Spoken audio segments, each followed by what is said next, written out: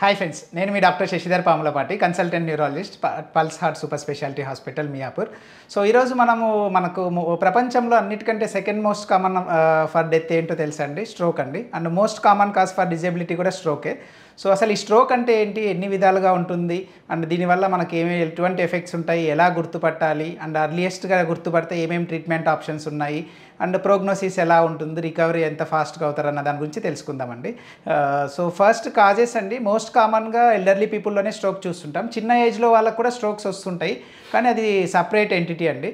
So పెద్దవాళ్ళలో stroke రావడానికి most common cause అయితే అండి బీపీ కంట్రోల్లో ఉండకపోవడం. సో చాలామంది ట్యాబ్లెట్స్ వాడుతూ ఉంటారు, కొన్ని రోజులు వేసుకుంటారు, తర్వాత కంట్రోల్లోనే ఉంది కదా అని, ట్యాబ్లెట్ వేసుకున్న రోజు కంట్రోల్లో ఉంది కదా అని తర్వాత బంద్ చేసి తర్వాత నెక్స్ట్ స్ట్రోక్తోనే డైరెక్ట్ హాస్పిటల్స్కి వస్తూ ఉంటారు. సో మోస్ట్ కామన్ కాజ్ అనేది బీపీ ఎక్కువ ఉండడం అండి. దాంతోపాటు గుండెకి సంబంధించిన కాజెస్ చూసుకుంటే గుండె ఇర్రెగ్యులర్గా కొట్టుకోవడము, లేకపోతే గుండె అవుట్పుట్ సరిగా లేకపోవడము, గుండెలో క్లాట్ లాగా ఉండడము అనేవి కామన్గా చూస్తుంటాం. అలాగే కిడ్నీకి సంబంధించిన వ్యాధులు ఉన్నప్పుడు, షుగర్ ఎక్కువ ఉన్న వాళ్ళకి, అన్కంట్రోల్ ఉన్న వాళ్ళకి, లేకపోతే కొలెస్ట్రాల్ ప్రాబ్లమ్ ఇష్యూస్ ఉన్న వాళ్ళకి, థైరాయిడ్ అబ్నార్మాలిటీస్ ఉన్న వాళ్ళకి, వీటితో పాటు కొన్ని హార్ట్కి సంబంధించినవి కాకుండా కొన్ని బ్లడ్ థిన్నర్స్ వాడుతూ ఉంటారు. సో ఈ ట్యాబ్లెట్స్ వల్ల కూడా ఎక్కువ అవడం వల్ల, లేకపోతే వాళ్ళ బ్లడ్ వెజల్సే అబ్నార్మాలిటీ ఉంటాయి అన్నమాట. సో అన్యూరిజం కానీ ఏవి మాల్ఫార్మేషన్స్ ఇలాంటివి అంటారు. సో ఇలాంటివి ఉన్నప్పుడు కూడా రక్తం చిట్లే ఛాన్సెస్ ఎక్కువ ఉంటాయండి.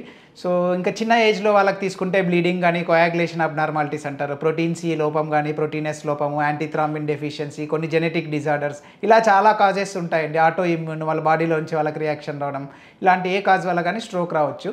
సో స్ట్రోక్ ఎలా గుర్తుపట్టాలి అంటే, సో ఏదైనా సడన్గా వచ్చిందంటే మనకు అది బ్లడ్ వెజల్ క్లాట్ అవ్వడం వల్లనే అని చెప్తారండి. So anything that occurs all of A sudden vascular cause అనేది డెఫినెట్గా రూల్ అవుట్ చేసుకోవాలని చెప్తుంటారు.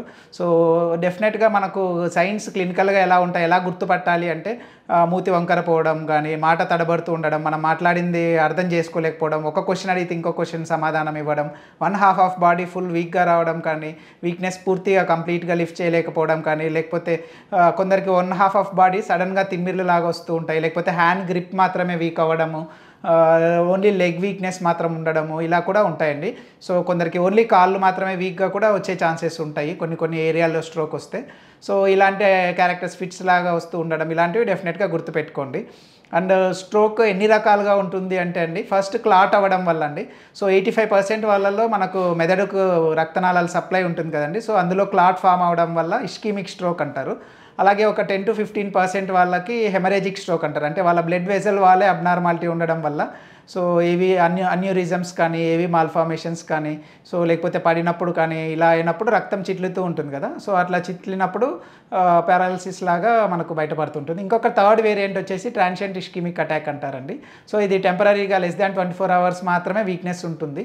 సో వీళ్ళకి కూడా మనము రిస్క్ స్ట్రాటిఫికేషన్కి సపరేట్ స్కోరింగ్ సిస్టమ్ ఉంటుంది. దాన్ని బట్టి వీళ్ళు కూడా life long blood thinners help తీసుకోవాల్సి ఉంటుందండి.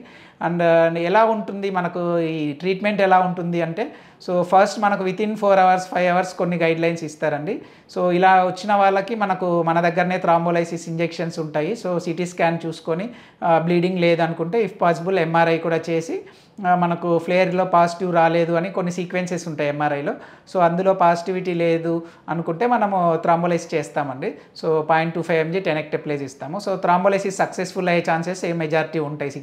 మనం ఎంత త్వరగా స్టార్ట్ చేస్తే 2 hours 3 hours ఇస్తే చాలా సక్సెస్ఫుల్ అయ్యే ఛాన్సెస్ చాలా స్టోరీస్ ఉన్నాయి. సో ఒకవేళ డిలే అయితే పాజిటివ్ ఎఫెక్ట్స్ అంత పూర్తిగా మనం చూడలేకపోవచ్చు. ఒక రేర్గా 10% వరకు కొందరికి బ్లీడింగ్ అయ్యే రిస్క్ కాంప్లికేషన్స్ కూడా ఉంటాయండి. బట్ ఆపరేషన్ వరకు వెళ్ళే కేసెస్ చాలా రేర్గానే ఉంటాయి. బట్ ఆ స్ట్రోక్ని మనం రిస్క్ని బట్టి మనం ఆ ఇంజెక్షన్ని పాటించాల్సి ఉంటుంది. ఒకవేళ 6 hours దాటిన తర్వాత మ్యాసివ్ స్ట్రోక్ ఉండి మనకు యాంజియోలో ఎవిడెన్స్ ఉంది అంటే, మనము ఇంటర్వెన్షన్ రేడియాలజీ హెల్ప్ కూడా తీసుకొని ఫర్దర్గా ట్రీట్మెంట్ ప్లాన్ చేసుకోవచ్చు. అండ్ ప్రోగ్నోసిస్ ఎలా ఉంటుందంటే అండి, మెజారిటీ వాళ్ళకి ఇప్పుడు రక్తం చిట్లడం ద్వారా వచ్చిన వాళ్ళకి కొంచెం బ్యాడ్ ప్రోగ్నోసిస్, అంటే స్లోగా రికవర్ అవుతారు అండ్ ఫిట్స్ వచ్చే ఛాన్సెస్ వాళ్ళలో కొంచెం ఎక్కువ ఉంటాయి. అదే క్లాట్ వల్ల వచ్చిన వాళ్ళు చాలా త్వరగానే రికవర్ అయ్యే ఛాన్సెస్ ఉంటాయి. ఇఫ్ హాస్పిటల్కి త్వరగా వస్తే డెఫినెట్లీ రికవరీ త్వరగా ఉంటుందండి. టీఐఏ వాళ్ళు కూడా చాలా ఫాస్ట్గానే, యూజువల్లీ వాళ్ళు లెస్ దాన్ 24 hours ఉంటాయి. బట్ మళ్ళీ స్ట్రోక్ రాకుండా డెఫినెట్గా మెడికేషన్స్ తీసుకోవాల్సి ఉంటుంది.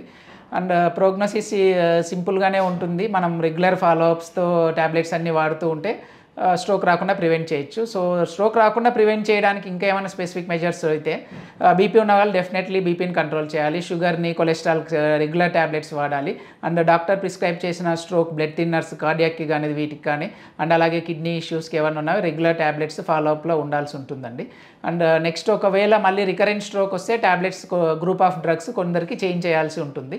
సో స్ట్రోక్ అనేది చాలామంది మన ప్రతి 4 మెంబర్స్లో ఒకరికి లైఫ్ టైంలో స్ట్రోక్ అనేది వస్తుందండి. సో ఇంత వాల్యుబుల్ అయిన స్ట్రోక్ గురించి డెఫినెట్గా తెలుసుకోండి, మీ ఫ్రెండ్స్తో షేర్ చేయండి, స్ట్రోక్ గురించి అవేర్నెస్ పెంచండి. Thank you for watching.